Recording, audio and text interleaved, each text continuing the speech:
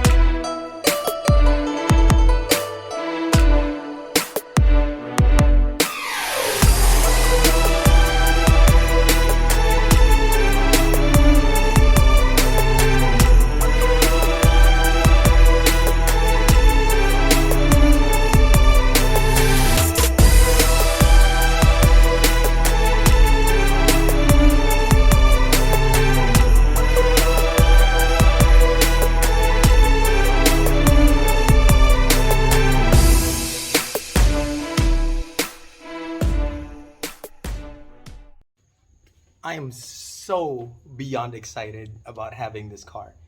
It really is the culmination of everything that I want in a car. I have everything. It's a sedan, got 4 doors. It's got this big V8 in the engine bay, cranking out 470 horsepower with 395 foot-pounds of torque from a 2UE GSE V8 Toyota engine. This is the same motor from the old Lexus ISF. It's just so amazing to me how they could crowbar a big giant V8 in a technically mid-size sedan and make it fit and still look like it has room. Obviously, we're going to do some driving videos of this thing, but today I just wanted to introduce you guys to my new project car. It basically looks just like any other IS car from Lexus. There's two main differences though that's fairly obvious. On a regular IS, you have this line on the hood, but you don't have this line. If it's an IS 200 to 350, you don't have this line. Why? Because they have to clear the hood from the engine that's much bigger than the regular 3-liter V6. So this hood bulge is a dead giveaway for that car. You can always tell by the offset dual stack exhaust system. So the intake, as well as tuning, suspension, and exhaust were all tuned by Yamaha. And I'm telling you guys, when this thing revs, it sounds so good. Another awesome thing about the IS 500 are these beautiful F-Sport wheels. Graphite gray made by Enkei, and they are 19 by 9 in the front and 19 by 10 in the back. The brakes are made by Brembos, but those have the Lexus logos on them, but they are Brembo brakes. They are 14.5-inch rotors in the front and 12.7 in the rear. I mean, obviously I can't complain, but if there was any criticism about this car for me, they could have put carbon bits on this. I mean, instead of these cheap plastic wings that really honestly belongs on a Camry. But I mean, they could have put carbon on this. That would have been great. For the price of this car, they could have put more carbon bits in it. But even for the price that I am paying for this car, or that people are paying for this car, it should have some more draw. And as far as production numbers are concerned, model year 2022, 500, and this is part of model year 2023, also 500. We are in rarefied air with this car. Another thing that I love about Lexus is they put small hints of their brand on almost each and every part of this car. Letter L, letter L, letter L right there, letter L right there. Look at that corner. I mean, there's a lot of other places here that you can find their logo on this vehicle. It's super rainy right now in Florida, but I will get you guys a driving video of this car, I promise.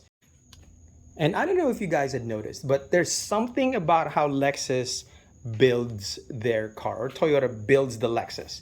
Like, listen to the door, how it opens. Just listen. Little ASMR here. You guys hear that? That little, almost kind of like a vacuum, right? And then listen to how it closes. Hear that?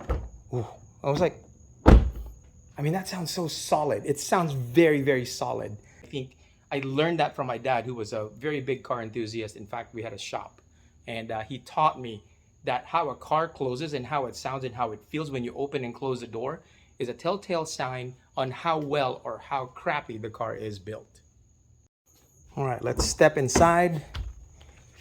Oh, that new car smell. All right. So we are now in the interior of the Lexus IS, and I love these bucket seats. Now, mind you, I don't know why they did not actually put this as an F car, meaning like an ISF. They could have revamped the ISF to this car. It literally is almost the same car with some updates on the looks. I think Lexus, in a way, cheapened out on this car, meaning they didn't put the carbon bits that the ISF had in this specific car. It actually is the same car. Obviously, it's just updated. But again, I think that's the biggest thing. There's a lot of things that Lexus didn't do in this car that they did in the ISF. Now, if you guys have an ISF out there, hold on to it, because values are just going up. Take care of that car. They go up in value. And rumors around the bend are basically saying right now that this is the last V8 that Lexus is going to put in a car. They're all switching to Turbo 6s and Turbo 4s. Which is kind of sad, really. I mean, but, you know, again, we have to change with the times, and I get it. But for car purists and enthusiasts like myself, a big V8 in a small sedan, that's primo. That is freaking everything with the sauce. All right, so I'm going to show you guys kind of like some of the interior aspects that I showed in the montage earlier. So we're just going to put it on accessory mode. I love the startup on this. The tank goes up, shows the car, and then it just shows the Lexus lights. That's awesome. So I'm going to put it on accessory mode. It's already on sport mode right now, not sport plus. But I'm telling you, this is the drive mode right here. So if I put the drive mode or press it down, it goes back into eco mode. Okay, which is that. Sport mode is right there. You can see it right there in that corner right there. And then if I turn on to sport plus, yes, the tach changes. Tachometer changes. And this is the cool part. Now, mind you, that is an actual physical gauge right there. That actually is a physical gauge with an LED display. All of this is LED, all of it, except for that physical gauge right there. So these are two different screens overlapped on top of each other. If I press the menu button, watch this. It moves to the side and gives me the information right here. If my doors are open, radio, whatever the radio is, as far as the information center is there. And I'm going to push the menu button back, and it closes and gives me a Sport Plus. Now, if I just press this down here, look what happens. It goes back to eco mode. That's cool. That is very, very cool. Lexus Entune, Apple CarPlay, Android CarPlay, and pretty much all the bells and whistles. It has seat warmers. It has warmers for the steering wheel, although I don't know what I would do with that here in Florida. Air-conditioned seats as well as heated seats. It has traction control, snow mode. I don't know how good snow mode is. I don't care. I live in Florida, so it doesn't matter to me. And it has the tried and true Mark Levinson system in this thing. But Lexus, let's get it together. What is up with the CD player? It has this beautiful leather dashboard. Yeah, so it's very solidly built. It has a sunroof, moonroof combination. It does tilt up and roll back. So it has plenty of room in the back. And man, I'm telling you, this car is really, really cool. And it has definitely a manual mode where I could put it down into drive, shift it to manual mode, and I can use my paddle shifters. It does shift pretty quick when it is in Sport Plus mode, and that V8 just sings. It sings, boys. So this car really is super, super nice. I love the whole driving experience of a big V8 in a small car that's rear-wheel drive, especially if you turn off traction control. It's just awesome. So anyway, I'm going to go ahead and close this video out here because today's agenda is to just introduce you guys to my new car. Please consider subscribing. It only takes a half a millisecond to press that subscribe button, as well as ring that notification bell so you know when my update or when my upload comes in next. I will upload some shorts and things like that, but next vlog should be coming up tomorrow. Peace.